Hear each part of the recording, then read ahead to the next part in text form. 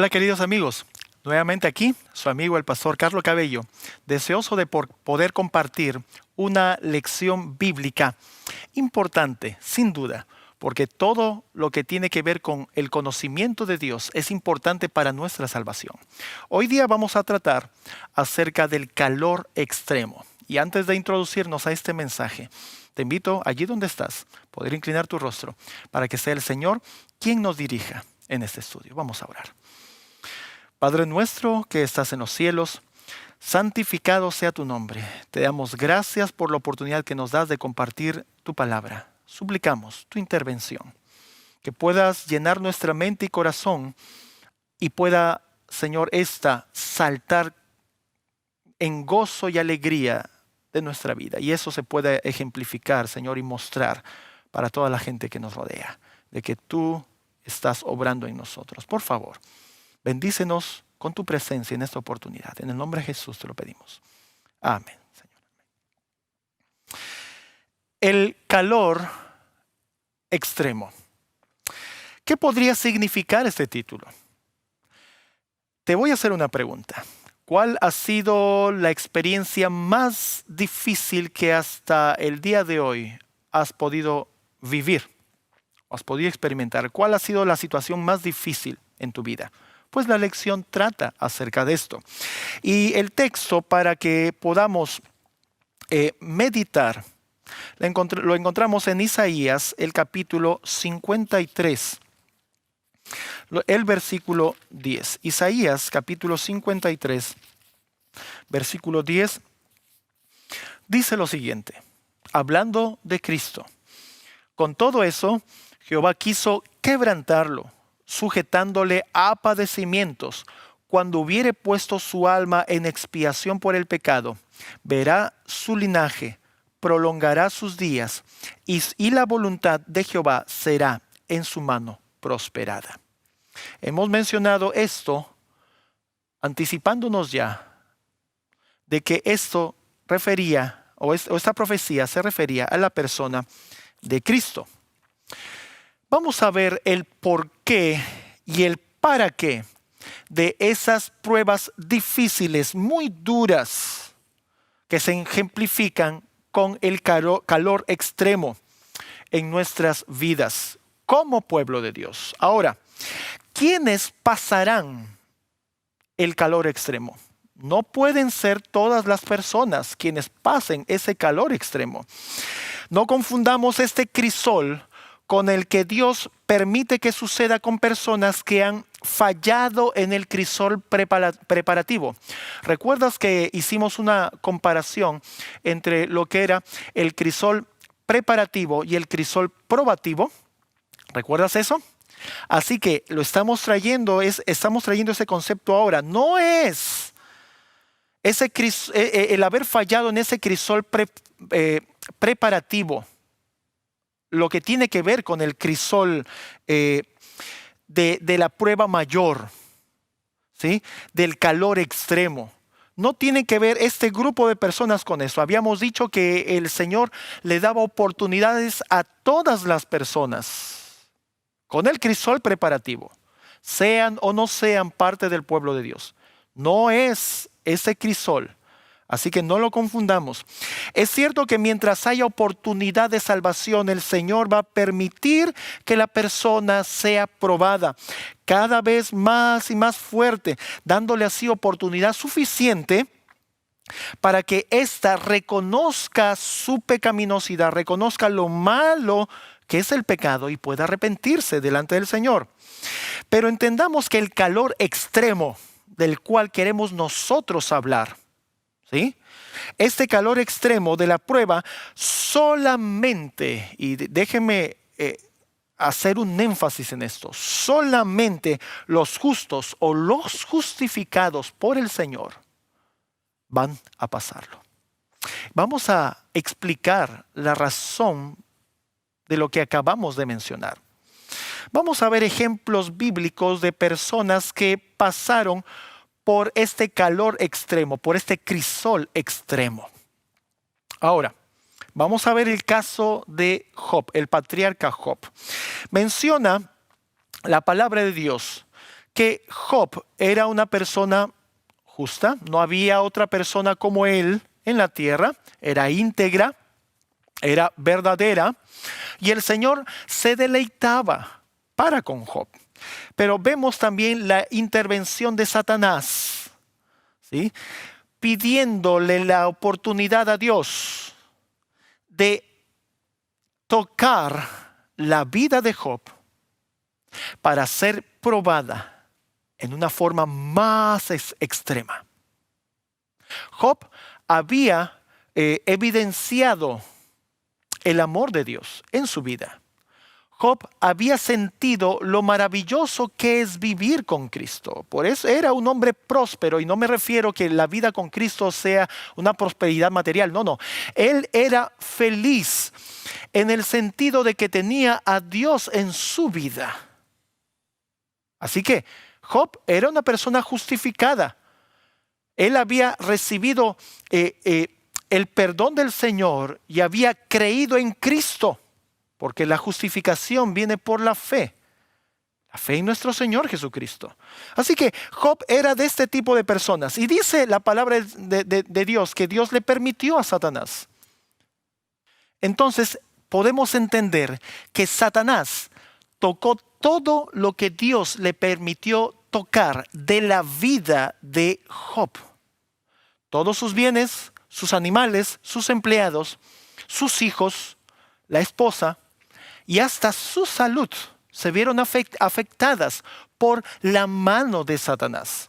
Pero algo importante es, Job perdió todo, menos su confianza en Dios, menos su vida, porque Satanás no tenía el permiso de tocar su vida, y de manera especial su fe, su confianza en Dios. Eso no varió. Eso permaneció. Y eso justamente, queridos hermanos y amigos, está aquí para poder comprender el sentido de la razón o del porqué del calor extremo, del crisol extremo. Esto resulta siendo una evidencia contundente en el favor de la vindicación del carácter de Dios. Porque Satanás estaba presentando un argumento delante del tribunal de Dios y diciéndole, claro, ¿cómo no te va a bendecir? ¿Cómo no te va a alabar si tú le favoreces en todo?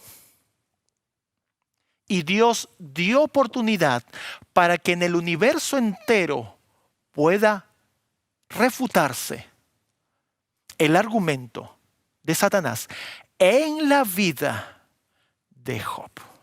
Dios sabía que esto iba a resultar así, para bien de él en el juicio que Dios está teniendo ante el universo. Dios lo sabía.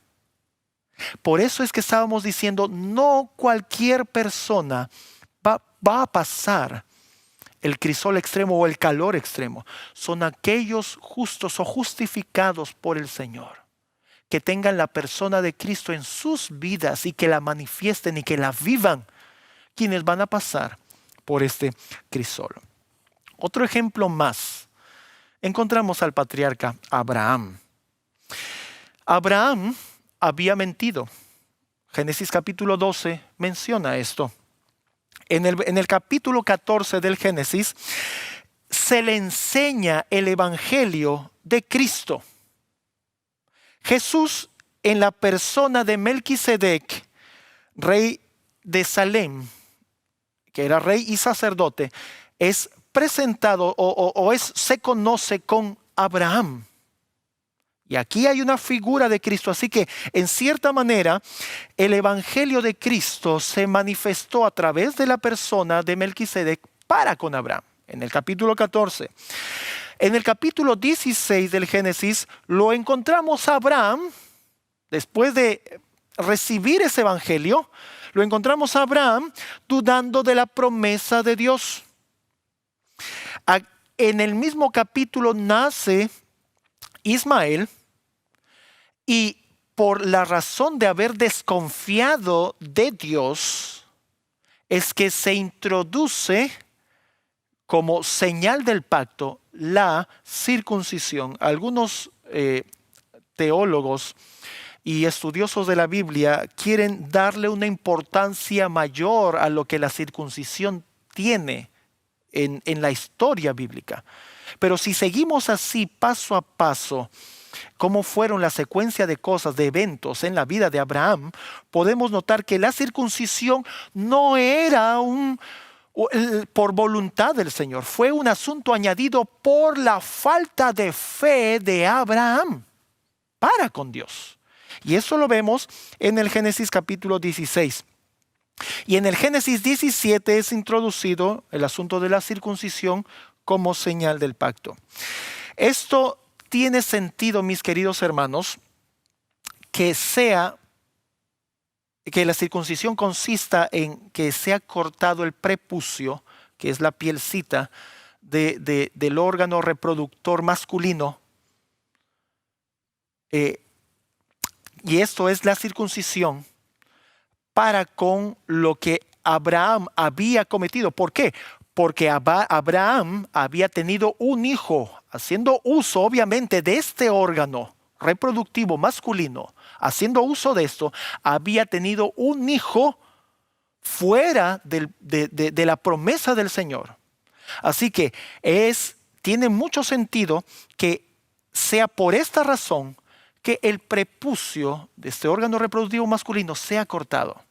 Así que para que Abraham se acuerde de que debe confiar en Dios, al allegarse a su esposa, Sara, es que se manifestó esta señal. Podemos entender entonces la razón del por qué la circuncisión dentro de la historia y dentro de la ley que resultó siendo para Abraham y para los descendientes de Abraham. Eso ya no tiene que ver con nosotros, pero sí para con Abraham y para con sus descendientes. Así que esta es la interpretación más adecuada y correcta según el contexto de los eventos que nosotros hemos mencionado. Pero eso no es nuestro tema ahora, pero quiso hacer un paréntesis para poder explicar eso. Avanzando con eso, llegamos al Génesis capítulo 18, cuando Cristo, entre uno de los tres varones que visitaron a Abraham en sus tiendas, vuelve a hacerle la promesa a Abraham de que iba a tener un hijo. ¿Sí? Nuevamente el Señor le promete a Abraham esto. En Génesis capítulo 21 vemos el cumplimiento de la promesa para con Abraham. Nace Isaac, el hijo prometido de Dios, y sin duda nace porque Abraham se arrepiente y pide perdón al Señor, y por haber hecho ese acto es de que se cumple la promesa con Abraham. Recuerden que en pecado pues no se puede, el Señor no puede cumplir su propósito en nosotros. Así que necesariamente Abraham tuvo que arrepentirse. En el Génesis capítulo 22 versículo 2, ¿qué le estaba pidiendo Dios en este versículo? Dios le estaba pidiendo a Abraham que le entregue en sacrificio a su hijo. Y nosotros nos preguntamos, después de seguir la hilación de estos hechos en la vida del patriarca Abraham, ¿qué necesidad había de que Dios le pida hacer esto a él? Recordemos, en Génesis capítulo 22, el versículo 1 menciona que probó Dios a Abraham. Entonces, el Señor quería probar a Abraham. Recordemos que no es voluntad del Señor que se sacrifiquen a los hijos. Eso era un asunto idolátrico y pagano. Dios jamás pedía eso. Pero viene aquí una prueba interesante para con Abraham, porque Abraham sabía que Dios no pedía estas cosas. Y aquí viene la pregunta para nosotros. ¿Cuánto llegó Abraham a conocer a Dios para que pueda reconocer a Dios en esta prueba difícil. ¿Se presentará una prueba similar a nosotros en los últimos días? Mis queridos amigos, vamos a ser probados de tal manera que el que crea estar firme, mire que no caiga, dice las Escrituras, y que Satanás es capaz de engañar aún a los escogidos.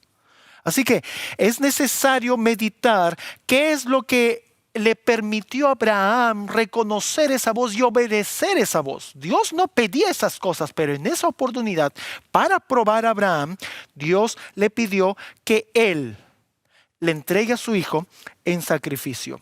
¿Por qué? Si Abraham ya se había arrepentido, ¿qué es lo que quería ver Dios en la vida de Abraham?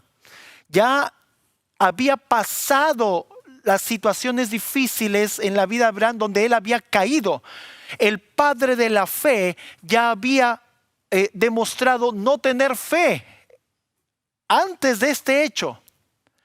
Pero el Señor tuvo tanta misericordia con Abraham que fue probándolo y cada vez puliéndolo más y más y más a Abraham, para que hoy día, con todo el nombre bien escrito, podamos llamarlo el Padre de la fe. Esto es lo que Dios estaba procurando en la vida de Abraham.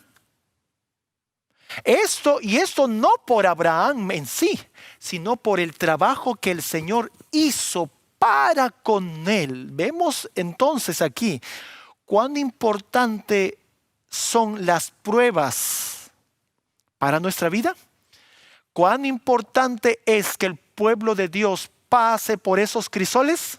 Abraham ya había sido probado anteriormente, pero este fue el crisol extremo, la llama a mayor intensidad en la vida de Abraham, el patriarca. Y hablando de una llama con mayor intensidad, ¿qué decir de los amigos de Daniel? Por no doblar sus rodillas delante de la imagen y demostrar fidelidad para con Dios. Mire, ellos ya habían sido probados, habían sido llevados de su país y los habían llevado en cierta forma como siervos o sirvientes, ahora del rey dominante. Y estando ellos allí, también fueron probados porque no se les trató con mucho cariño por la gente que compartía con ellos el mismo cargo o responsabilidad de sabios. Hubo egoísmo entre los compañeros de ellos. Pero al pedirse que doblen sus rodillas delante de este ídolo, ellos se negaron rotundamente. ¿Y qué es lo que les esperaba? El que quiera vivir piadosamente padecerá persecución. Fueron tomados, arrestados y fueron echados al horno ardiente, de fuego ardiente. Pero este horno, ¿qué característica tenía? Había sido calentado 7 veces más, al punto que los mismos soldados que los echaron a los amigos de Daniel en ese horno, pues murieron. Este es un ejemplo perfecto de aquellos que ya han demostrado fidelidad para con el Señor antes, que quizás cayeron, pero se levantaron. Y la palabra de Dios dice que el justo cae, 7 veces cae y 7 veces se levanta, y la palabra de Dios lo sigue llamando justo. Es algo importante e interesante que resaltar también en esta situación, en este momento. Y esto todo por la misericordia de nuestro Dios, aquel que está puliendo nuestras vidas. ¿Y qué decir de nuestro Señor Jesucristo, nuestro mayor ejemplo en todo? Nuestro Señor Jesucristo, dice la palabra de Dios, fue probado y tentado como nadie. Y fue probado y tentado en todo, pero sin pecado, menciona la palabra de Dios. Y menciona también el apóstol Pablo de que nuestro Señor Jesucristo, para aprender obediencia, Él tuvo que ser también probado, tuvo que pasar por el crisol. Y encontramos nosotros un hecho resaltante en la vida de Cristo. No podría definir a ciencia cierta cuál pudo ser el crisol extremo, la prueba más grande para nuestro Señor Jesucristo, pero podría ser la que vamos a mencionar ahora, la que encontramos en Mateo capítulo 26, cuando nuestro Señor Jesucristo estuvo en el Getsemaní. Y nuestro Señor Jesucristo, estando en el Getsemaní, Él oraba lo que dice en el versículo 39, Padre mío, si es posible, pase de mí esta copa, pero no sea mi voluntad, sino tu voluntad. Que nuestro Señor Jesucristo, menciona también las Escrituras, gotas de sangre salieron de su rostro y cayeron sobre la roca donde Él se encontraba apoyado. Qué tremenda agonía, qué tremendo pesar para un ser humano. Imagínense esa situación. Bien, esta situación pudo haber sido la más extrema para Cristo. Sabemos que Satanás tentó a nuestro Señor Jesucristo de la manera más fuerte que Él pudo para hacerlo caer.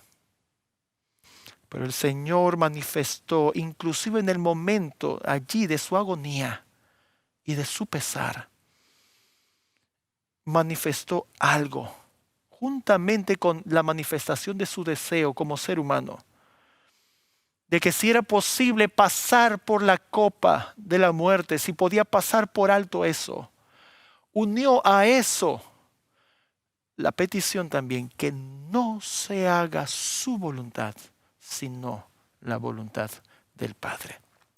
¿Qué podemos nosotros aprender de esto, mis queridos amigos y hermanos? Sin duda, de esta manera podemos entender el por qué solo justos y justificados por el Señor pasan por este crisol extremo. Después de haber sido probados, viene un crisol mayor antes de recibir el galardón de parte del Señor. El profeta Isaías, en el capítulo 43, los versículos 1 al 7, dice lo siguiente: Ahora, así dice Jehová, creador tuyo, oh Jacob, y formador tuyo, oh Israel. No temas, porque yo te redimí. Te puse por nombre, mío eres tú, dice el Señor. Y en el versículo 2 dice lo siguiente: Cuando pases por las aguas, yo estaré contigo. Y si por los ríos, no te anegarán. Cuando pases por el fuego, no te quemarás, ni la llama arderá en ti. Porque yo, Jehová, Dios tuyo, el Santo de Israel, soy tu Salvador. A Egipto he dado por tu rescate, a Etiopía y a Seba por ti. Porque a mis ojos fuiste de gran estima, fuiste honorable, y yo te amé. Daré pues hombres por ti y naciones por tu vida. No temas, porque yo estoy contigo. Del oriente traeré tu generación y del occidente te recogeré. Te iré al norte, de acá y al sur. No detengas, trae de lejos mis hijos y mis hijas de los confines de la tierra.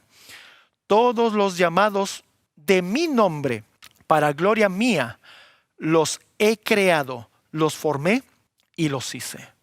Yo les pregunto, ¿cuándo será esa gran reunión del pueblo de Dios? Les hago también otra pregunta. Menciona aquí acerca de los llamados de su nombre. ¿Quiénes tendrán el nombre del Señor?